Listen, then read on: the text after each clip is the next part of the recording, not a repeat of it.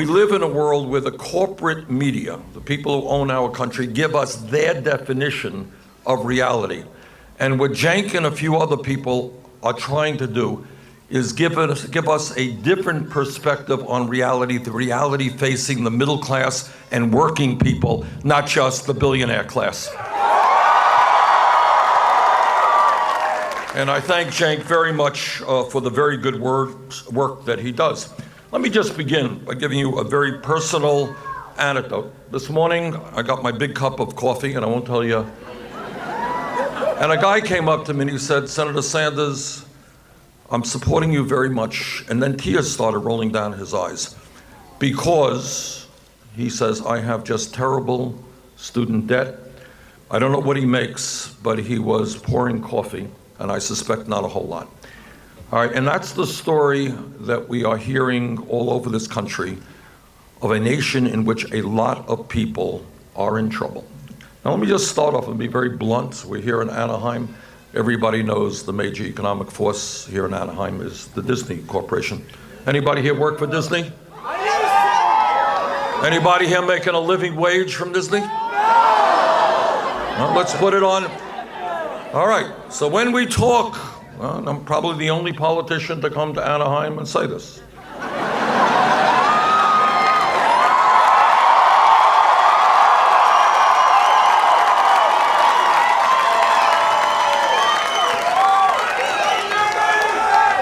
Now here is, and I use Disney, not just to pick on Disney, but as an example of what we are talking about when we talk about a rigged economy.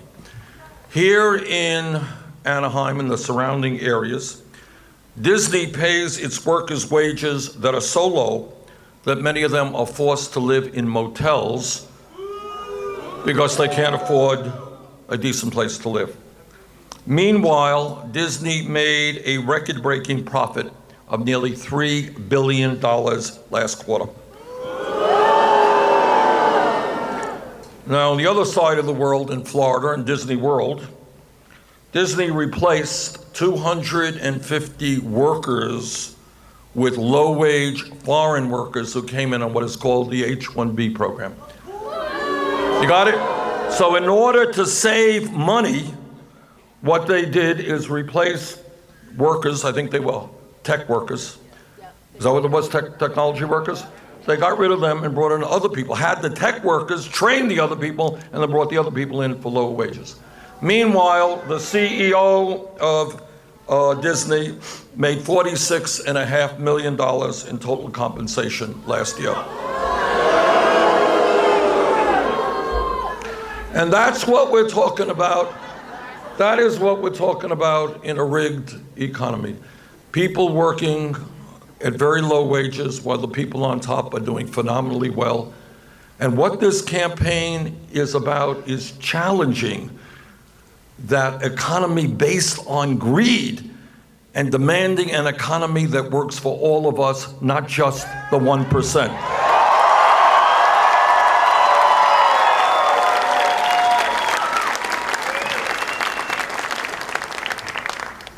Now, when we talk about the economy, let me tell you things that will not appear on ABC. And you know why they won't appear on ABC? Who owns ABC? Right, so they don't talk about these things. Now, where are Disney's, the many t-shirts and the zillions of products that Disney manufactures? Where are they made? They made here in Anaheim? Oh, they're made in China. I didn't know that. I knew that. Okay? And they exploit people in China and they bring these products back into this country. Well, I think it would be very nice for the Disney Corporation to start building factories here in the United States so American workers can manufacture those products. And let me make a prediction that that statement will not appear on ABC tonight. Here is where we are with the economy, and it's important that everybody understands this. We today have more income and wealth inequality than any other major country on earth, and it is worse here in America today than it has been since 1928, a long, long time ago. Today, the top 1/10 of 1%, not 1%, 1/10 of 1% owns almost as much wealth as the bottom 90%. Got that? And I dare say that the gentleman who is the CEO of Disney is part of that 1/10 of 1%. Today, the 20 wealthiest people in America, 20 people, own more wealth than the bottom half of America, 150 million people. Today, we have in America families in which mom is working 40 or 50 hours a week, dad's working 40 or 50 hours a week, the kids are working, and yet 58% of all new income is going to the top 1%. In other words, we have a rigged economy. Middle class is continuing to disappear. We've got 47 million people living in poverty. We have the highest rate of childhood poverty of almost any major country on earth, and the very, very rich are getting richer. So what this campaign is about is trying to create an economy that works not only for the people on top, but works for all Americans. What do we have to do that? Well, let's start off. If you work 40 hours a week, in my view, you should not be living in poverty.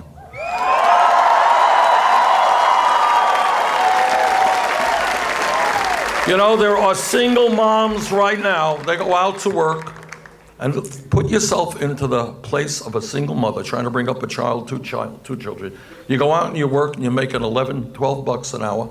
You can't find affordable childcare. You can't find an apartment or a house that you can afford.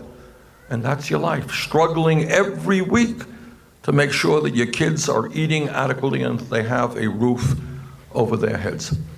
Now, that is why I believe that in America, if you work 40 hours a week, you should earn a living wage. And let us be clear, $7.25 federal minimum wage is not a living wage, it is a starvation wage.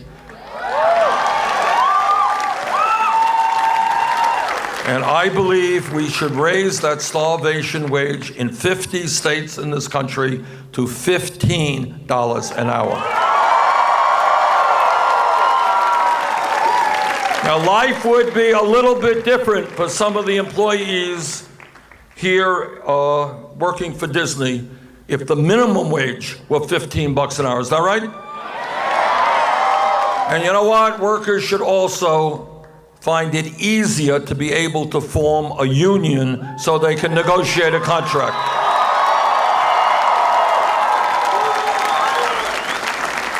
And I know that all of the men here will stand with the women in demanding pay equity for women.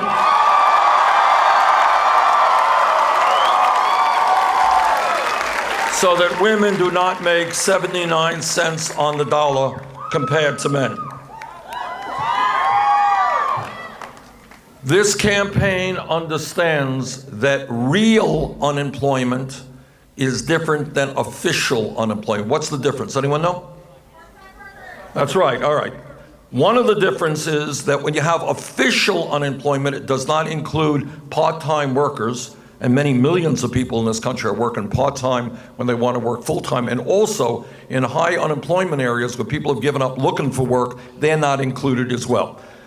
Real unemployment in this country is close to 10%, and in communities, in inner cities, and in rural areas, often it is higher than that. In my view, we need a massive federal jobs program which puts our people back to work.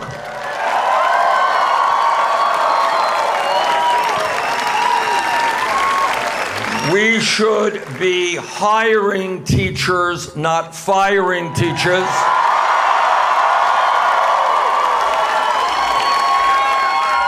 We should be hiring hundreds of thousands of great young men and women as childcare and pre-K workers so that we have a great childcare system.